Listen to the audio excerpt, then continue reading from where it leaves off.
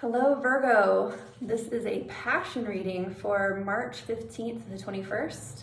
I'm calling it a passion reading because both the Sun and Venus are going to be moving into the sign of Aries on the 20th and 21st.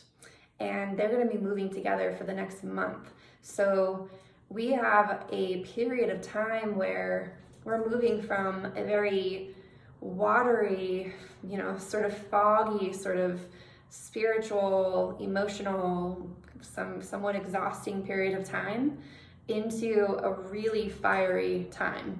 And in order to leverage that fire appropriately, we need to recognize how to navigate that transition. And Virgo, this whole week that we have coming up, it's going to feel like steam just releasing from our life, steam just evaporating, water just evaporating, and we're going to be getting a lot of clarity on what we are manifesting, what we're manifesting and how we want to utilize this manifestation moving forward. And so Virgo, for you, this fire is actually going to show up in your house of intimacy.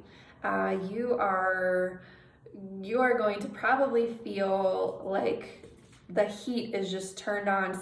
Maybe you had some kind of confusion around relationship up to this point. Maybe you've been sort of dreaming new relationship into being. You've been fantasizing about what could be for you.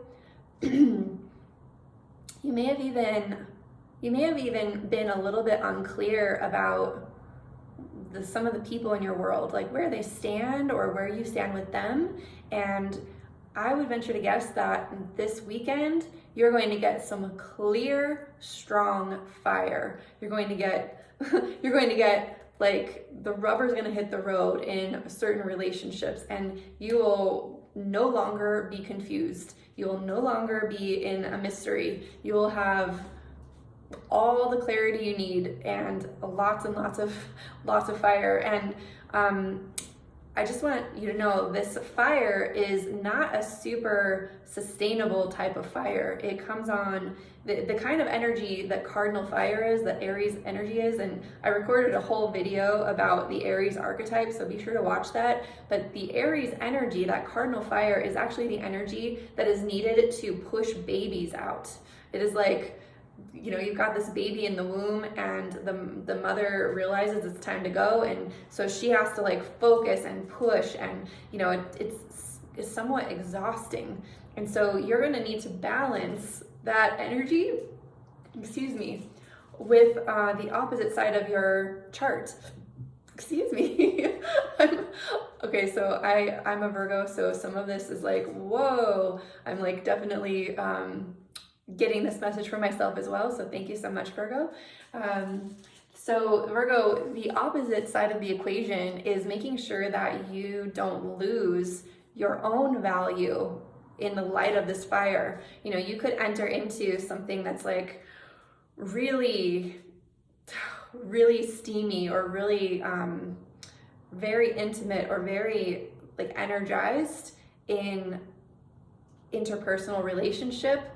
Be sure that you're balancing that with how you value yourself, with knowing your value, of making sure that you are prioritizing your values so that you're not giving things away, because it can feel really tempting to just burn it all up, to just like throw it in the bonfire and celebrate.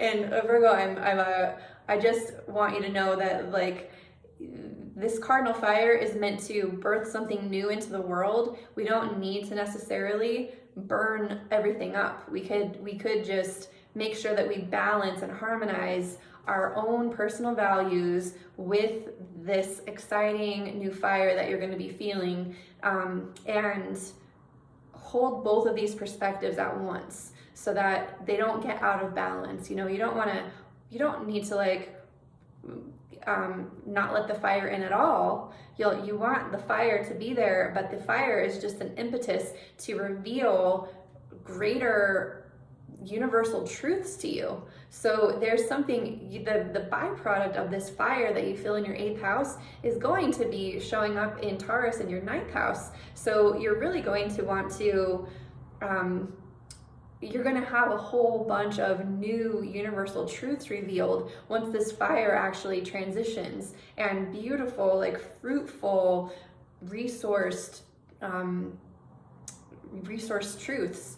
But you'll only really get to receive that beautiful gift if you make sure that you also include your own value in everything, and you don't get lost, you don't get blown out, you don't just, you know, let it all burn is what I keep hearing. So and know that you're still going to, Mercury's going to be moving through Pisces in your 7th house, so you're still going to be receiving lots of beautiful feedback from your friends and family. You know, don't forget to continue having conversations with the external world.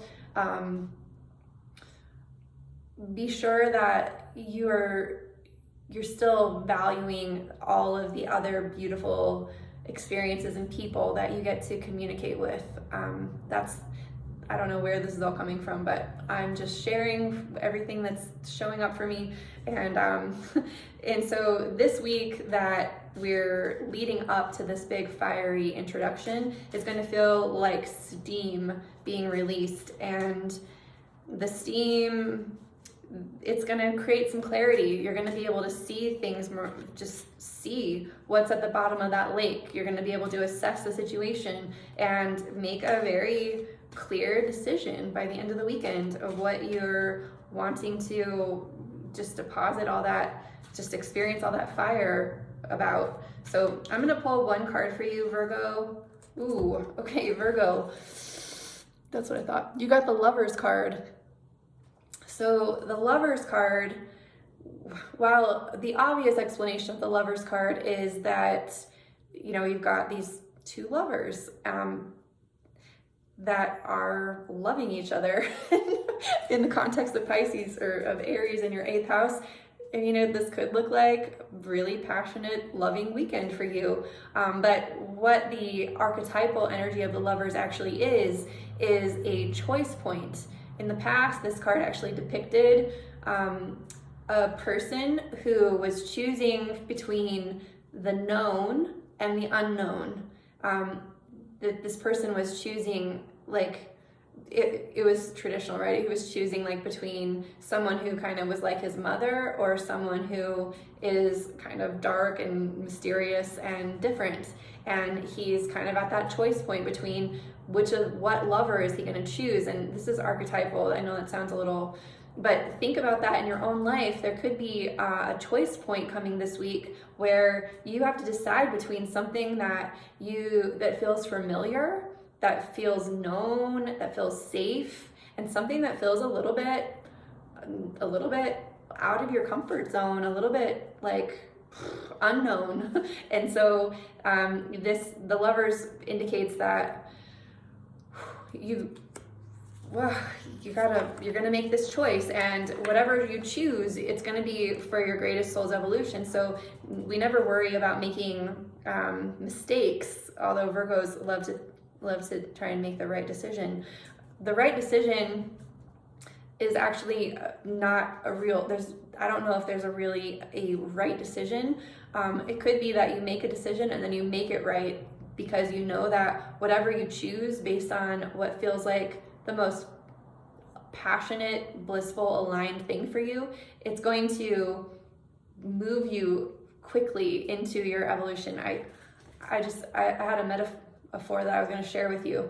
Essentially, I'm not going to do that. Essentially, you're going to have all the experiences that your soul's longing to have, and whatever you're choosing between right now, it really doesn't matter which one you choose because you're going to have the experience anyway. So choose the one that feels the most exciting to you.